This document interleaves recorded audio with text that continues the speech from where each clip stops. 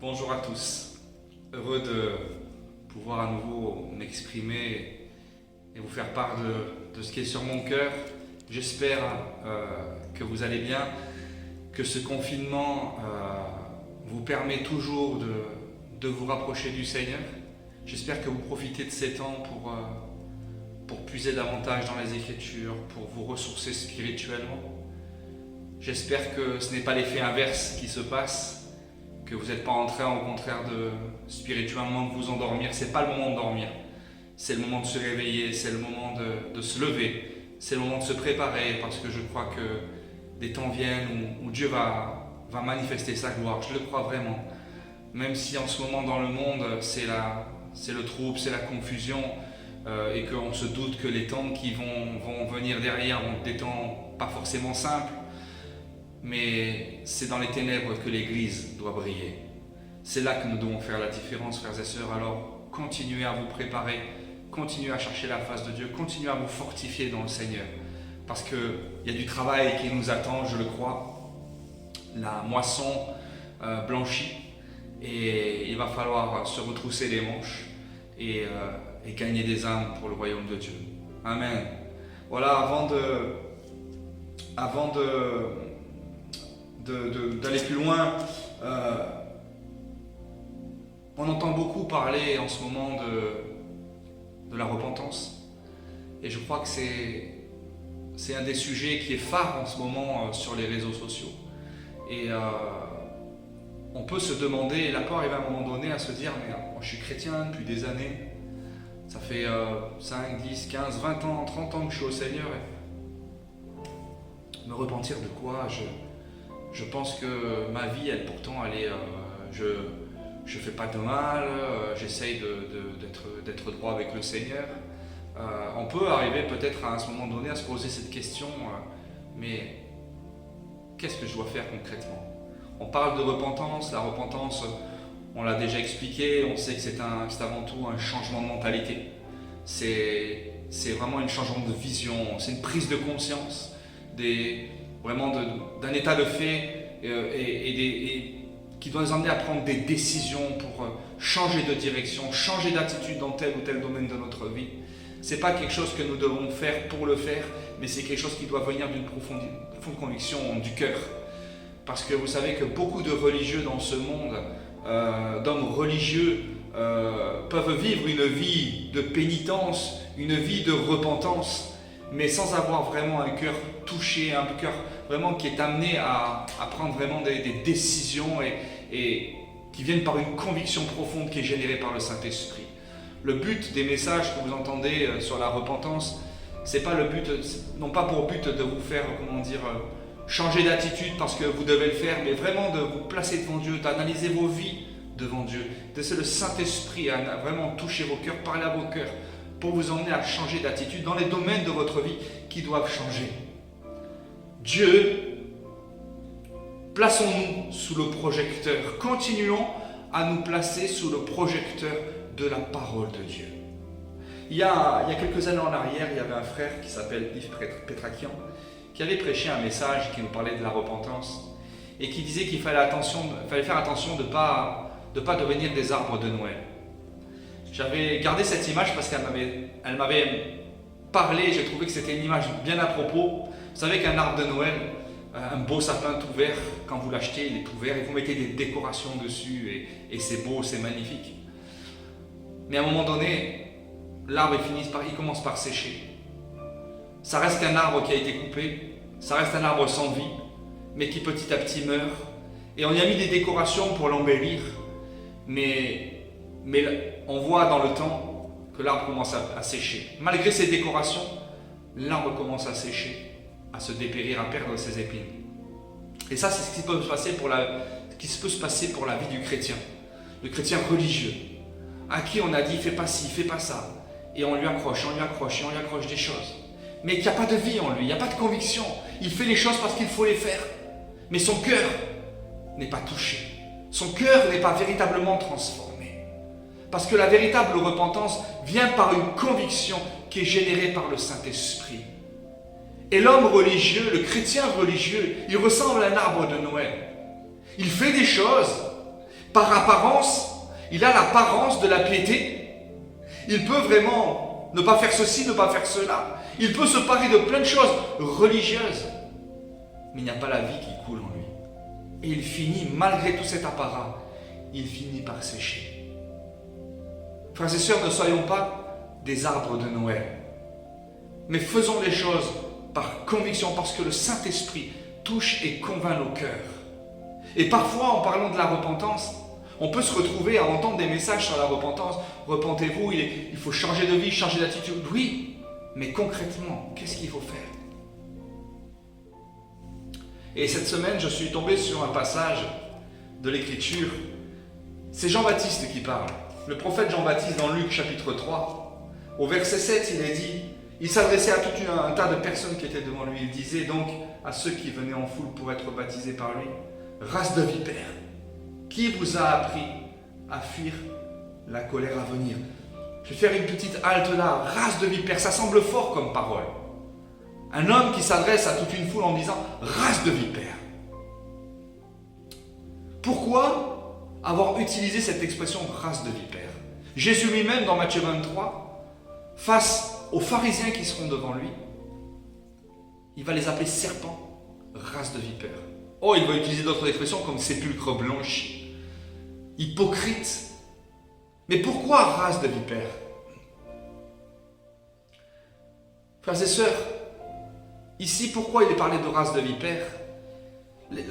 Pour moi, la race de vipères, c'est l'esprit, c'est le danger de l'esprit religieux.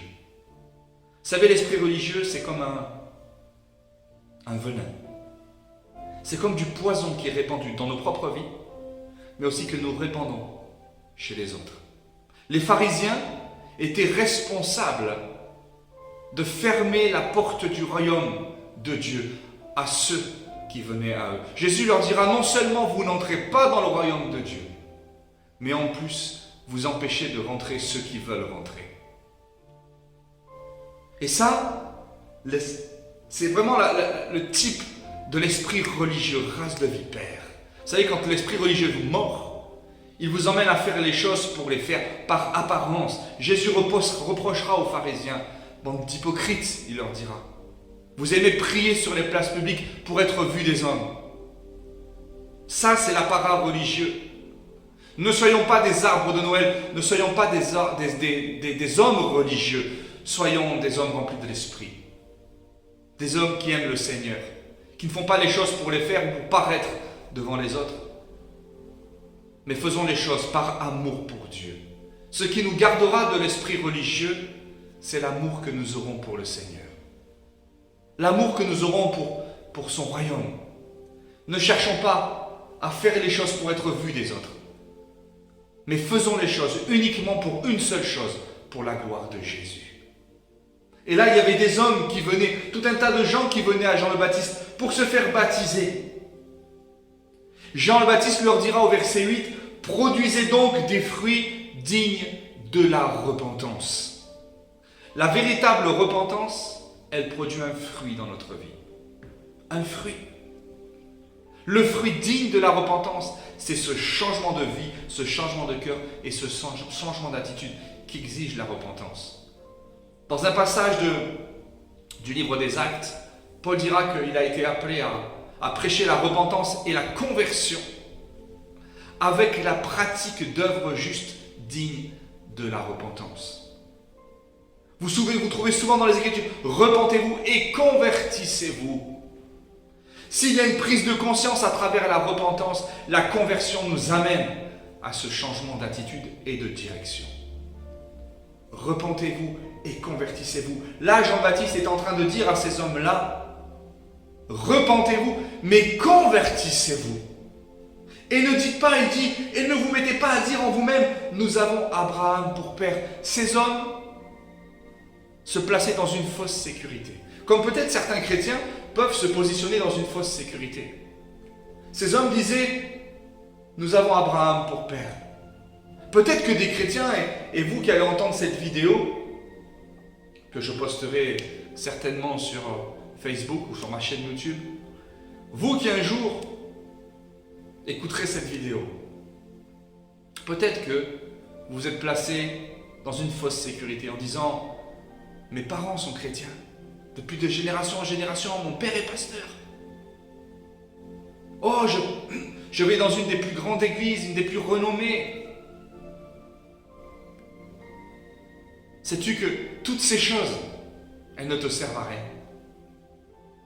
Parce que ce que Dieu regarde, c'est le changement de ton cœur.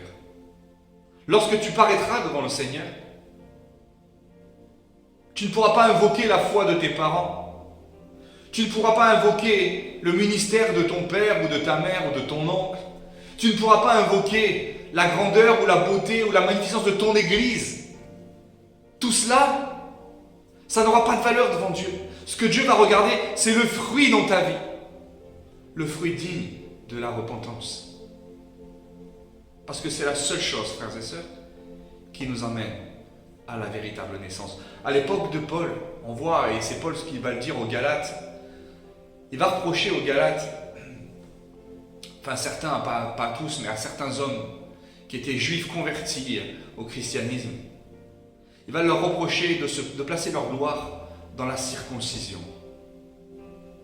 Beaucoup se glorifiaient d'être des juifs circoncis. Et placer leur confiance et leur assurance dans cette circoncision. Malgré qu'ils s'étaient convertis de la loi au christianisme, certains s'appuyaient encore sur la circoncision faite dans la chair. Comme si ces choses-là leur apportaient plus de crédit devant Dieu que les autres. Ceux qui se disaient devant Jean-Baptiste, nous avons Abraham pour père, pensaient peut-être que ça leur apportait plus de crédit aux yeux de Dieu. Que c'était quelque chose qui pesait dans la balance. On n'est pas n'importe qui. On est fils d'Abraham quand même. On n'est pas n'importe qui. On est des gens circoncis quand même, selon la loi de Moïse. Certains chrétiens peuvent se dire, attends, mon père quand même, mes parents, ou peu importe, placer leur confiance dans des choses éphémères qui ne tiennent pas devant Dieu. Parce que le salut, c'est personnel. Le salut, c'est personnel.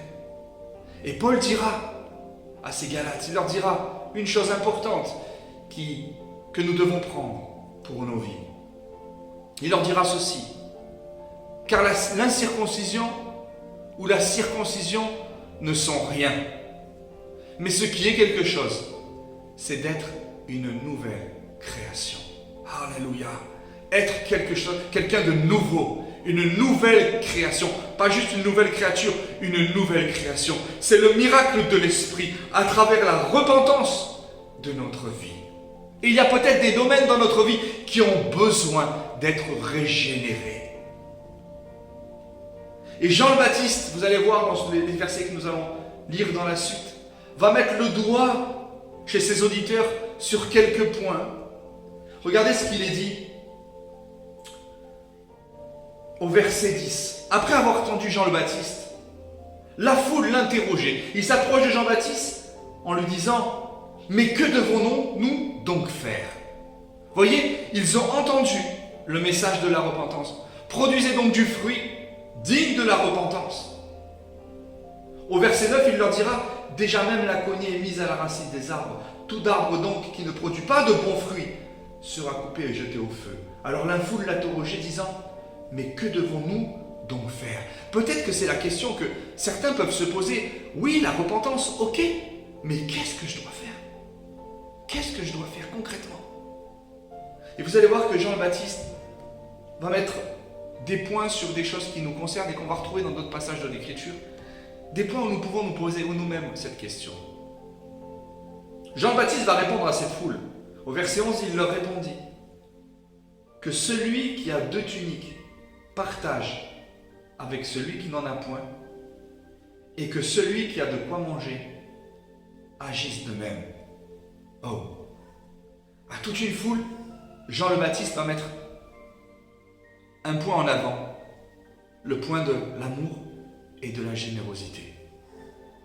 Mon frère, ma sœur, peut-être que après avoir entendu différents messages sur la repentance, tu te dis, non pas que tu te considères peut-être comme un propre juste, non, c'est pas ce que je veux dire. Mais vous savez, parfois on est tellement habitué à vivre d'une manière qu'on ne se rend compte même pas que nous ne vivons pas de la bonne manière. C'est pour ça qu'il est toujours important de nous placer sous le projecteur de la parole de Dieu. C'est la parole de Dieu qui va nous montrer, frères et sœurs, où nous en sommes dans notre marche. Ne nous considérons pas comme des propres justes en disant oh, « j'ai rien à changer dans ma vie, je suis nickel ». Si c'était le cas, alors je dis tant mieux, mais alors tu serais devenu à la stature parfaite de Christ. Et je ne sais pas si sur cette terre, à l'époque dans laquelle nous vivons, il y a quelqu'un qui est déjà arrivé à la stature parfaite de Christ. La norme, elle est là. Jusqu'à ce que vous soyez parvenus à la stature parfaite de Christ. Waouh! C'est pas rien quand même. La barre, elle est placée assez haute. Et ne serait-ce que ce verset-là, à la stature parfaite de Christ, je me dis, Seigneur, quel travail, quel chantier dans ma vie. Et j'imagine que dans ta vie, il y a encore des choses à régler, des choses à changer. Et là, Jean le Baptiste va mettre le doigt sur un point bien particulier. Parce que le Saint-Esprit connaît les cœurs de ses auditeurs, comme il connaît nos cœurs. Et peut-être que ce verset te parle, que celui qui a 2 tuniques partage avec celui qui n'en a point, et que celui qui a de quoi manger agisse de même. La question qu'on peut se poser à travers ça, c'est où j'en suis dans l'amour fraternel? Où j'en suis dans l'amour de mon prochain? Est-ce que mon cœur est indifférent aux besoins des autres? Est-ce que je vis de manière égoïste ma vie spirituelle ou ma vie de tous les jours? Est-ce que je suis de ceux qui voient celui qui est dans le besoin en disant « Ouais, que le Seigneur te bénisse, je vais prier pour toi », mais qui jamais ne lui donne quelque chose, qui jamais ne lui vient en aide? Où en es-tu, mon frère, ma sœur, et toi qui entends cette vidéo, où en es-tu de l'amour fraternel? C'est un des points, je dirais, central de l'Évangile. Paul dira dans 1 Corinthiens 13, en parlant de l'amour, je peux avoir tout. Je peux avoir toutes les révélations, toute la connaissance. Mais si je n'ai pas l'amour, je n'ai rien. L'amour, c'est le cœur de l'Évangile. L'amour, c'est le cœur de notre christianisme. Jésus est venu nous révéler l'amour du Père. Cet amour qui nous a été communiqué et que nous devons répandre autour de nous. Où en es-tu dans la manifestation de ton amour pour les autres? Est-ce que tu es de ceux qui parlent beaucoup et qui agissent peu?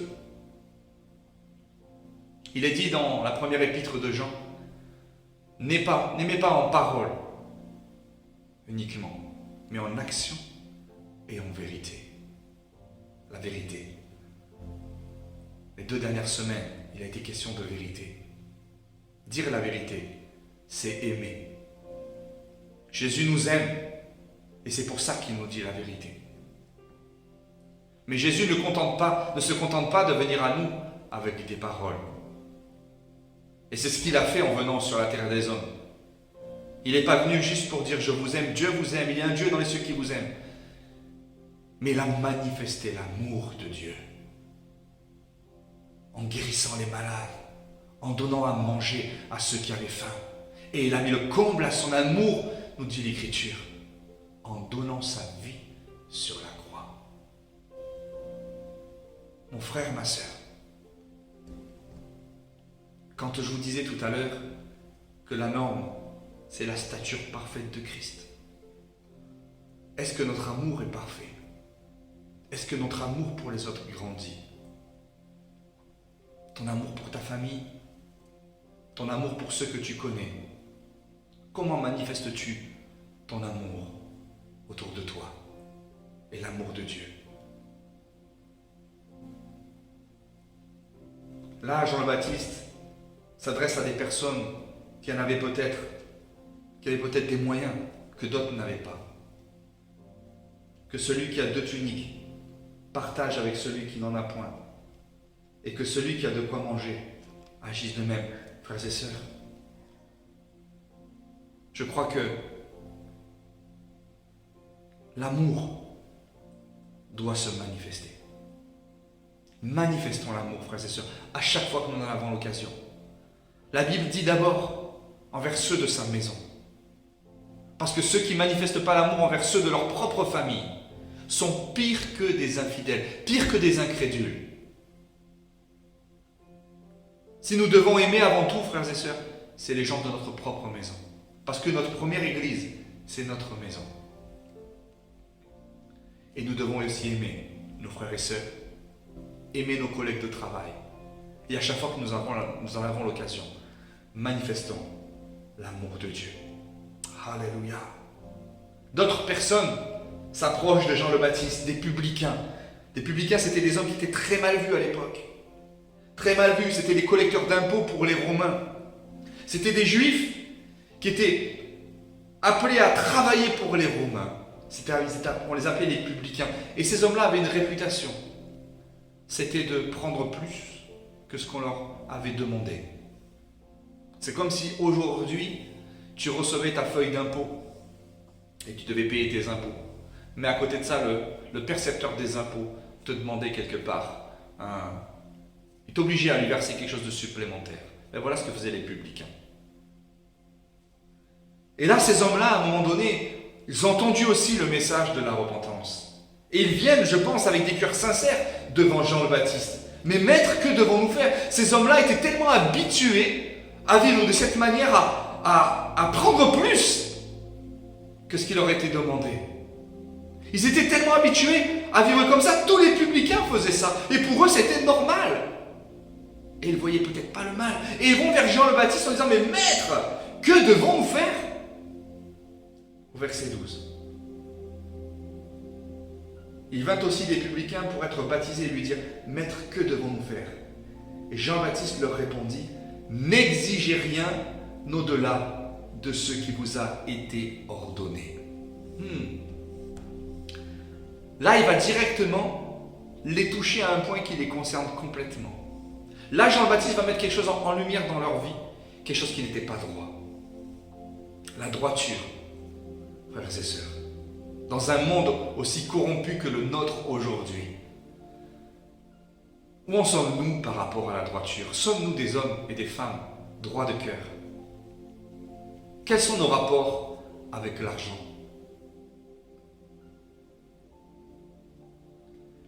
Sommes-nous droits dans les affaires? Là, je parle pour les entrepreneurs. Est-ce que nous sommes droits dans les affaires? Ou est-ce que nous utilisons des voies tortueuses comme le monde pour essayer de nous en mettre un petit peu plus dans les poches et pour essayer de contourner le système que l'État a mis en place pour les charges, etc. Sommes-nous droits, frères et sœurs?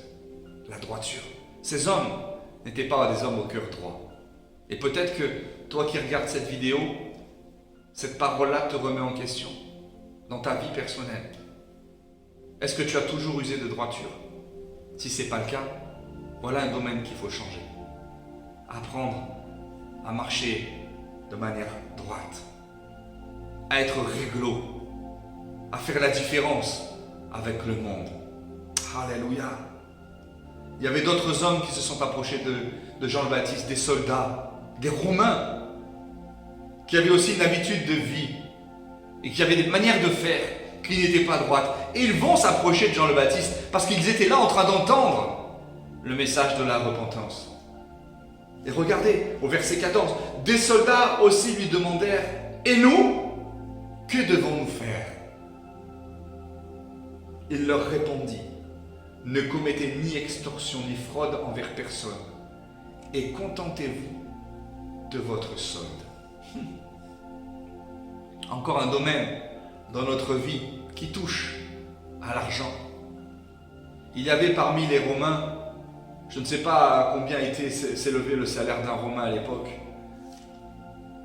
mais quoi qu'il en soit là, de ce que je vois là dans ce passage-là, certains Romains usaient de leur position de soldats. Vous savez que l'extorsion, c'est utiliser la menace quelque part pour essayer de soutirer quelque chose à quelqu'un. L'extorsion et la fraude. Frauder. Frauder, c'est faire des fausses déclarations. Vous savez, combien de personnes, Alors aujourd'hui, maintenant, avec le système mis en place par le gouvernement au niveau de la fiscalité concernant le prélèvement à la source, c'est de plus en plus compliqué de frauder. Mais vous savez combien de personnes ont fraudé dans leur déclaration fiscale? C'est pas ce qui doit être fait par un chrétien, frères et sœurs. La droiture de cœur, l'honnêteté, l'intégrité, c'est ce qui doit caractériser, frères et sœurs, les enfants de Dieu dans cette génération et dans le milieu des ténèbres. Quand la Bible nous dit que nous devons briller comme des lumières, comme des flambeaux au sein des ténèbres, c'est dans notre attitude, dans nos actes que nous devons briller. Nous ne devons pas briller par les bougies que nous pouvons poser sur notre arbre de Noël, sur notre esprit religieux. Non, nous devons faire la différence dans une attitude qui révèle que nous sommes passés de la mort à la vie, des ténèbres à la lumière. Nous devons faire la différence dans ce monde. Contentez-vous de votre solde. C'est ce que répondra Jean-Baptiste à ces hommes-là. Contentez-vous de votre solde. La cupidité, le désir toujours d'avoir plus. Est-ce que nous sommes toujours à la course au bien? Est-ce que nous cherchons toujours à avoir plus, à avoir plus, à avoir plus? La Bible nous dit que ceux qui se jettent dans la cupidité, ils se jettent dans une situation qui est dangereuse pour eux, qui peut les amener vraiment à dévier complètement de l'évangile. La cupidité. On ne peut pas aimer Dieu et aimer l'argent. Toi qui entends cette vidéo, où en es-tu? Quel est ton rapport avec l'argent? Quel est ton rapport avec l'argent? Est-ce que l'argent est ton Dieu? Alors l'argent, on en a besoin pour vivre, pour payer nos factures, pour manger, pour payer notre loyer, etc. Bien sûr qu'on en a besoin. Je ne dis pas que l'argent n'en a pas besoin. La Bible ne dit pas que l'argent c'est le problème. Elle dit que c'est l'amour de l'argent qui pose problème. Et quand nous sommes pris par l'amour de l'argent, voyez frères et sœurs, dans ce monde, ceux qui sont pris par l'amour de l'argent sont prêts à tuer pour de l'argent. Quels sont nos rapports avec l'argent? Est-ce que Dieu est véritablement Dieu dans notre vie? Est-ce que nous le faisons assez confiance pour pourvoir à nos besoins? Il a dit, je ne te laisserai pas et je ne t'abandonnerai pas. C'est les paroles du Seigneur. Je ne te laisserai pas et je ne t'abandonnerai pas. Avons-nous cette confiance et cette assurance en Dieu, dans ce Dieu qui pourvoit? Sommes-nous des hommes et des femmes qui nous contentons de ce que nous avons? Ou alors est-ce que nous cherchons toujours à obtenir plus, à obtenir plus, à obtenir plus?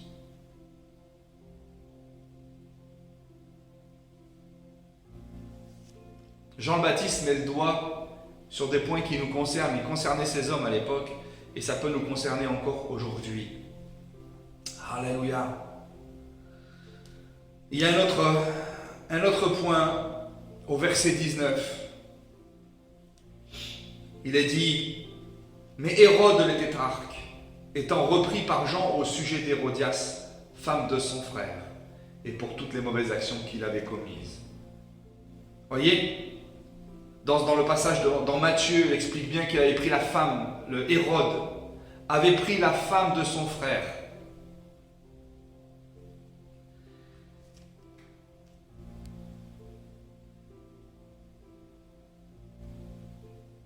L'immoralité sexuelle.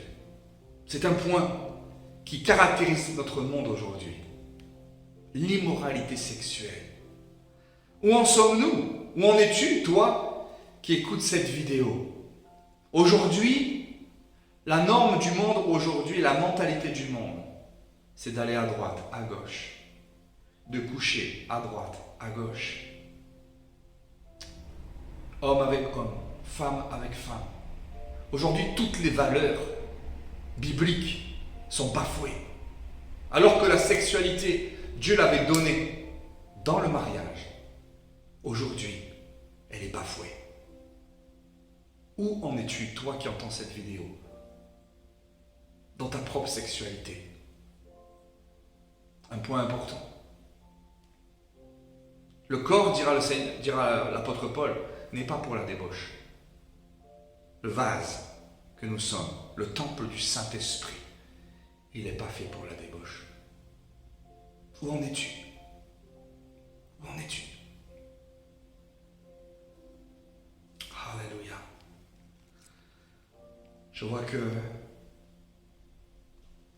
déjà 30 minutes de vidéo. Je voulais pas m'étendre, mais simplement vous emmener aussi à la réflexion.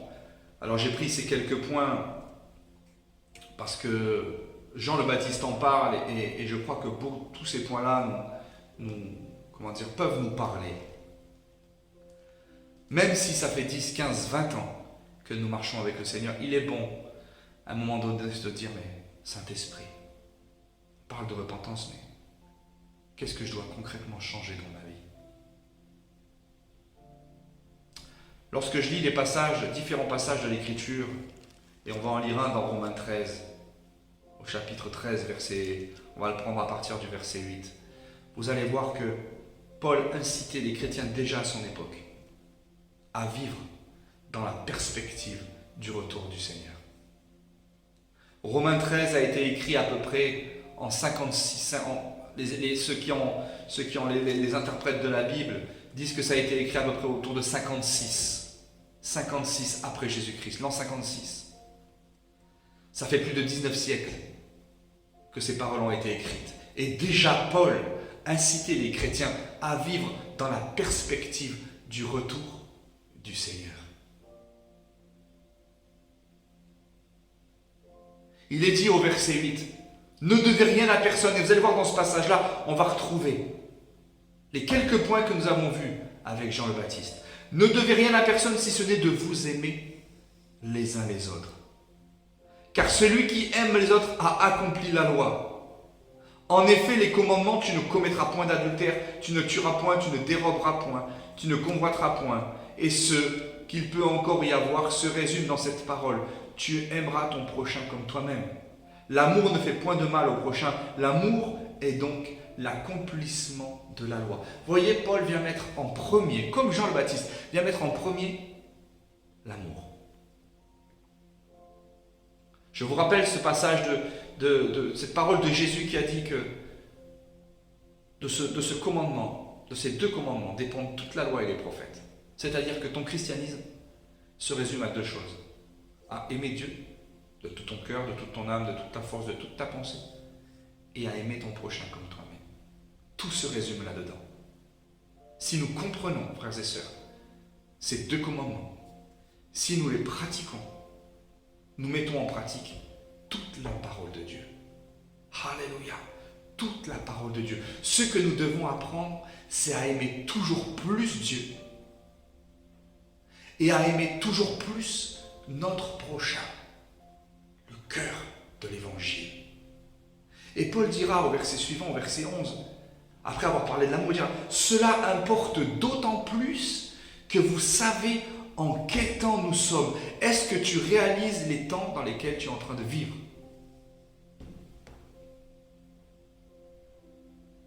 Est-ce que tu réalises les temps dans lesquels tu vis? Nous sommes à la veille du retour de Jésus-Christ en tant que roi des rois et seigneur des seigneurs. Et si Paul incitait les chrétiens à grandir en amour dans la perspective du retour de Jésus, mon frère, ma soeur, nous devons nous aussi grandir sans cesse dans l'amour de Dieu et dans l'amour du prochain. Alléluia. Cela importe d'autant plus que vous savez en quel temps nous sommes. C'est l'heure de vous réveiller enfin du sommeil, car maintenant le salut est plus près de nous que lorsque nous avons cru. S'il était plus près d'eux à l'époque où ça a été écrit, sachez, frères et sœurs, que 19 siècles après, nous sommes encore plus proches et que le salut est encore plus proche de nous qu'il l'était pour Paul qui a écrit ces passages. Alléluia.